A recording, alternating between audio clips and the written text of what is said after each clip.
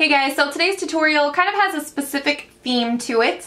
This time of year I'm always a little bit conflicted when it comes to my makeup because although fall is right around the corner, it still feels warm outside and I'm not quite ready to dive into those really dramatic looks that I tend to go for more during the fall. So I did gold and green because I think those colors work for that kind of weird limbo period between seasons.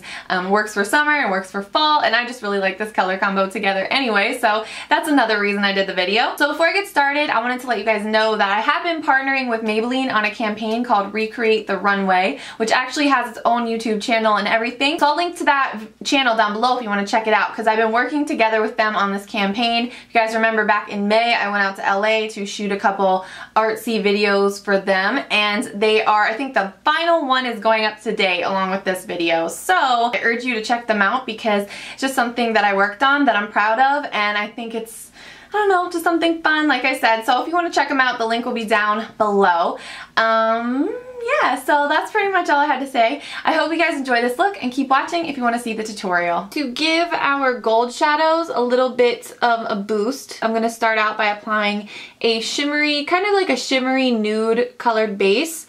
And the one I'm using today is this Maybelline Color Tattoo, the Color Tattoo Metal Shadow in Barely Branded. So that's going to go all over the lid and then a little bit into the inner tear duct as well. Now using my original Naked palette by Urban Decay, I'm going to go in with Half Baked, which is a metallic gold eyeshadow on an E60 brush. This is probably my favorite gold eyeshadow of all time, and I just love the way that it looks. It always looks really pretty and it's never too much. So I'm just gonna go all over the lid with that and then stop right where my crease starts. So I don't want to bring it too far up into the crease. Then you want to pick up a fluffier crease brush and any matte brown shade. I'm using Buck, again from the Naked palette. I'm going to apply that right into the crease.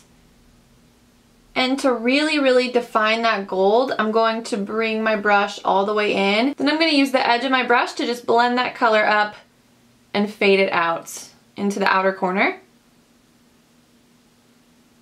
Then I'm going to highlight my, around my tear duct. So to do that, I have the teeny tiniest bit of MAC's Vanilla Pigment on this tinier E56 shader brush. Just a very little amount of this goes a very long way. It's like a shimmery golden peachy color. I'm applying this Urban Decay 24/7 Glide On Pencil in the color Stash to my lower waterline. And if I get a little bit in my lashes, a little bit lower, like kind of more on the lash line, that's okay too.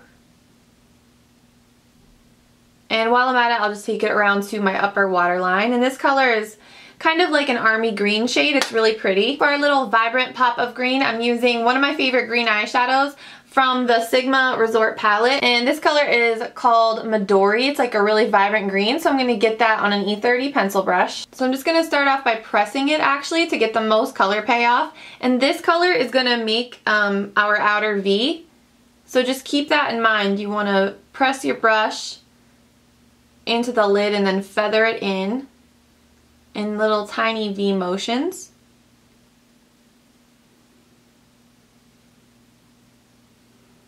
And when you're working with a really bright color like this, don't expect it to all come together in, 2 seconds. You have to kind of work with it a little bit and start off slow and just kind of build the color to get the intensity and the shape that you want. So now I'm going to use this little tiny blending brush. This is an E36 and this is perfect for blending smaller areas. So I'm going to go around the edges of that green, kind of blend it into the gold and go around the outer corner.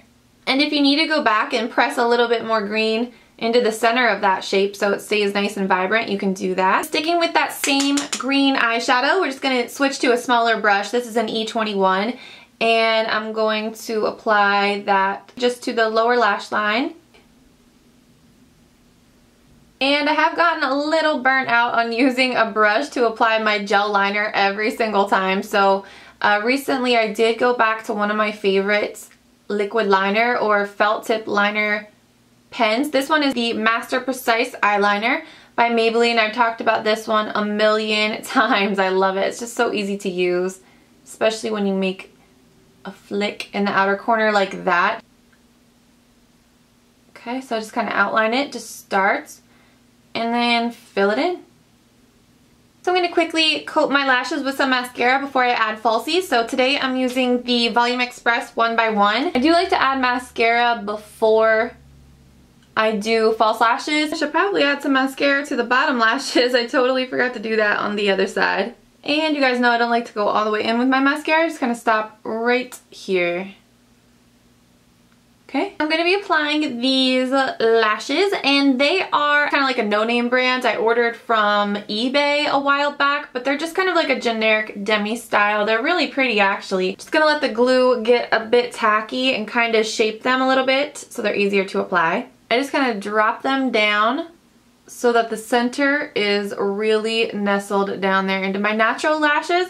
Then what I do is I take the outer corner and get that situated where I want it so it looks a little bit winged out in the outer corner, and then just kind of press everything in. And then tweezers are really helpful for the inner parts to really hold that part in while it dries. To finish off this look, I'm going to be using my Mineralized Skin Finish in Give Me Sun to Bronze and Melba Blush by MAC. Basically what I'm doing here is just hitting my temples and the hollows of my cheeks with a fluffy brush so it's not so intense like a contour would be, but you still get some warmth to the skin and some subtle sculpting action. So if you don't know, now you know. Okay, so now we need a little color on those cheeks because the way that I do my concealer, I use my concealer to highlight so it can be really bright like in this area. So we want to kind of tone it down and blend it in with the rest of our skin. So again, I'm going in with Melba on this Real Techniques powder brush or multitask brush. And this color is a matte peach shade and it's really pigmented, so I'm going to go back in with this Real Techniques Kabuki brush and just blend back over it. And for my lips, I want to do a nude lip, but I don't want it to be too nude where it just kind of blends in with the rest of my face. So I'm going to use the Maybelline Color Whisper in the shade Lust for Blush, which as you can see, it is nude, but it has a little bit of pink going on too, so it's not so like flat looking. I keep this color in my purse and I carry it all the time and I wear it all the time because it's almost like the shade that I wish my natural lip color would be. Then I'm going to make it a little bit more nudie with this lip gloss in Florabundance by MAC. It's just a really great creamy peachy color. And I'll list all the products that I used in the video down in the info box below. So really quickly, I wanted to mention this necklace because I thought I might get some questions about it because it's just so big. It's from Jewelique.com, which I believe is spelled Jeweliq, but I really like it because there was one on the site that had like brighter, more neon colors, I think, or just a different color palette, but I like this one because I thought it would work really well for summer, but the colors also kind of work for fall as well, which is the whole theme of this video. That's why I'm wearing the necklace. So I thought I might get some questions about that, so I thought I would mention it, even though I do, like I said earlier, always list stuff in the down bar, so hopefully you'll be able to find most of the answers to your questions down there. But thank you guys so much for checking out this video. I really hope you liked the look, and I will see you in my next one. Bye guys!